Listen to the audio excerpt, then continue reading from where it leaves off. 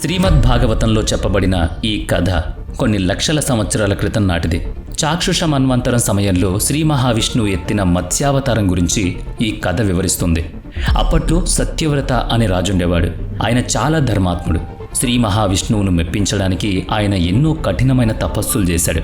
ఒకరోజు ఆయనకు ఒక చిన్న చేప పిల్ల కనిపించింది. దాన్ని తిరిగి నీటిలో వదిలేయాలని ఆయన అనుకున్నాడు. కానీ ఆ చేప పిల్ల రాజుతో మాట్లాడింది. తనను మళ్లీ నీటిలో వదిలేయొద్దని బ్రతిమలాడింది. నీటిలో ఉండే పెద్ద చేపలు తనను తినేస్తాయని భయపడింది. ఆ మాటలు విన్న రాజు దాని మీద జాలిపడ్డాడు. భయపడొద్దని చెప్పి ఆ చేప పిల్లకు ఆశ్రయమిచ్చాడు. ఆ చేప సాక్షాత్తు దేవుడే అని ఆయనకప్పటికీ తెలియదు. రాజు ఆ చేప పిల్లను తనతో పాటు తీసుకువెళ్లి ఒక చిన్న పాత్రలో వేశాడు. ఆ చేప ఇక్కడే సురక్షితంగా ఉంటుందని ఆయన అనుకున్నాడు.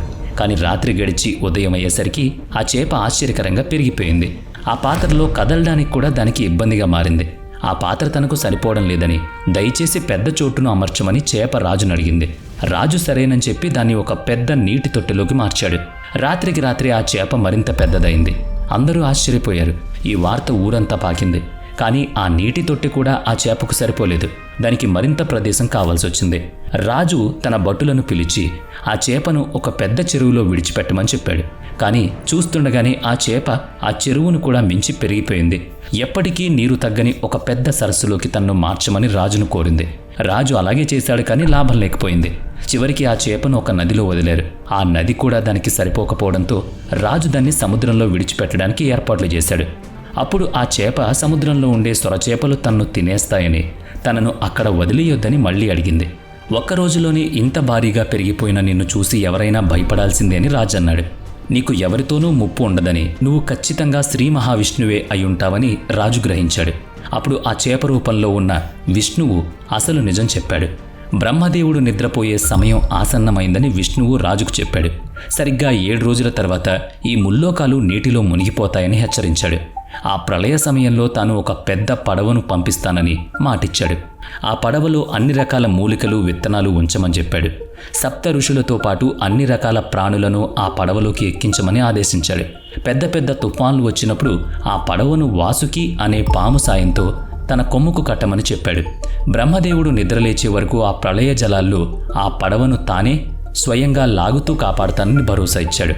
దట్టమైన చీకటి కమ్ముకున్న ఆ సమయంలో సప్త ఋషుల తేజస్సే వారికి వెలుతురునిస్తుందని వివరించాడు. తాను తోడుగా ఉన్నానని, మీరు భయపడొద్దని విష్ణువు రాజుకు ధైర్యం చెప్పాడు. ఆ తర్వాత రాజు తన ప్రజలందరికీ ఈ విషయాన్ని ప్రకటించాడు.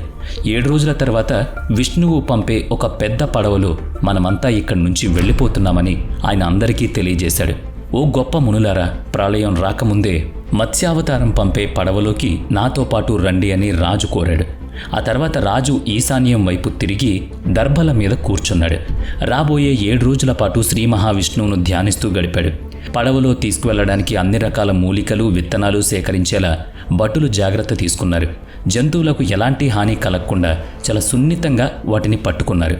రాజుగారి ఆదేశాల ప్రకారం ప్రజలందరూ తమకు కావాల్సిన ముఖ్యమైన వస్తువులను సర్దుకున్నారు. అలా 7 రోజులు గడిచిపోయాయి. రాజుతో పాటు ప్రాణులన్నీ ఆ సముద్ర తీరానికి చేరుకుని మహానౌక రాక కోసం ఎదురుచూశాయి. సరిగ్గా అప్పుడే బ్రహ్మదేవుడికి నిద్ర ముంచుకొచ్చింది. దాంతో నెమ్మదిగా ప్రళయం మొదలైంది. రాజుతో పాటు తీరంలో ఉన్న ప్రజలందరికీ దూరం నుంచి వస్తున్న ఒక పెద్ద పడవ కనిపించింది. ఆ పడవ రాగానే అందులోకి అందరినీ వేగంగా ఎక్కించడం మొదలుపెట్టారు. ఎంత త్వరగా వీలైతే అంత త్వరగా అక్కడి నుంచి బయలుదేరాలని అంతా కంగారు పడ్డారు. అందరూ పడవ ఎక్కారో లేదో రాజు ఒకసారి సరిచూసుకున్నాడు. ఆ పడవ అక్కడి నుంచి బయలుదేరిన కాసేపటికే సత్యవ్రతుడి అద్భుతమైన రాజ్యం మొత్తం నీటిలో మునిగిపోయింది. ఆ భయంకరమైన ప్రళయాన్ని చూసి విష్ణువును ప్రార్థించమని మునులు రాజుకు సూచించారు. మత్స్యావతారంలో వచ్చి కాపాడాల్సిందిగా ప్రజలంతా ఆ దేవుణ్ణి వేడుకున్నారు. అందరి ప్రార్థనలు విన్న తర్వాత ఆ మహాసముద్రంలో ఒక భారీ చేప కనిపించింది. ఆ చేపకు ఒక పెద్ద కొమ్ముంది. అది ఏకంగా లక్షల మైళ్ళ పొడవుంది. దానికి తోడుగా వాసుకి అనే పెద్ద పాము కూడా వచ్చింది. అప్పుడు ఆ చేప రాజుతో మాట్లాడింది. వాసుకి సాయంతో ఆ పడవను తన కొమ్ముకు కట్టమని రాజుకు చెప్పింది. నేను మీకు తోడుగా ఉన్నాను, ఏం భయపడకండి అని ధైర్యం చెప్పింది. అలా మత్స్యావతారం రక్షణలో ప్రళయ జలాల మీద ఆ పడవ ప్రయాణం మొదలైంది. ఆ ప్రయాణ సమయంలో విష్ణువు రాజుకు, సప్త ఋషులకు వేదాల గురించి వివరించాడు. రాక్షసుల చేతుల నుంచి వేదాలను కాపాడుకునేందుకు తను మత్స్య లేదా హయగ్రీవ రూపం ఎత్తుతానని చెప్పాడు. గత మన్వంతరం చివరిలో అంటే స్వయంభువ మనువ కాలంలో బ్రహ్మదేవుడు నిద్రపోతున్నప్పుడు ఆయన నోటి నుంచి వేదాలు బయటకొచ్చాయి. అదే సరైన సమయం అనుకున్న హయగ్రీవుడు అనే రాక్షసుడు ఆ వేదాలను దొంగిలించాడు. ప్రపంచాన్ని అజ్ఞానంలో చీకటిలో ఉంచాలనేది వాడి ఉద్దేశం. వాడు వేదాలతో పారిపోతున్నప్పుడు విష్ణువు మొదటిసారి మత్స్యావతారం ఎత్తాడు. ఆ రాక్షసుడితో చాలాసేపు భయంకరమైన యుద్ధం చేసి వాడిని సంహరించాడు. వాడి దగ్గర ఉన్న వేదాలను సురక్షితంగా వెనక్కి తీసుకొచ్చాడు. ఆ తర్వాత బ్రహ్మదేవుడు నిద్రలేవగానే ఆ వేదాలను ఆయనకు తిరిగి అప్పగించాడు.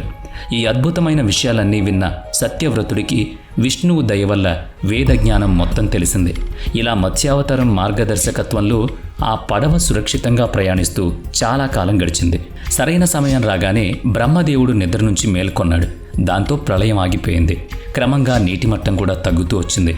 అప్పుడు ఆ మహాసముద్రం మధ్యలో వారికి ఒక భూభాగం కనిపించింది.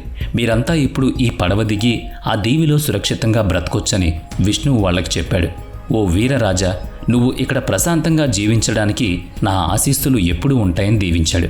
ఇకపై నువ్వు సూర్యభగవానుడు కుమారుడైన వైవస్వత మనువుగా పిలువబడతావని రాజుకు వరం ఇచ్చాడు. ఆ తర్వాత వారంతా హరే కృష్ణ హరే రామ అంటూ ఆ దేవుడి భక్తిలో మునిగిపోయారు. వీడియో నచ్చితే లైక్ చేయండి, షేర్ చేయండి. ఇప్పటి వరకు మన ఛానల్ని సబ్స్క్రైబ్ చేయనట్లయితే ఇప్పుడే సబ్స్క్రైబ్ చేసుకుని పక్కనే ఉన్న బెల్ ఐకాన్పై క్లిక్ చేయండి. నెక్స్ట్ వీడియోలో మళ్ళీ కలుద్దాం. Thanks for watching.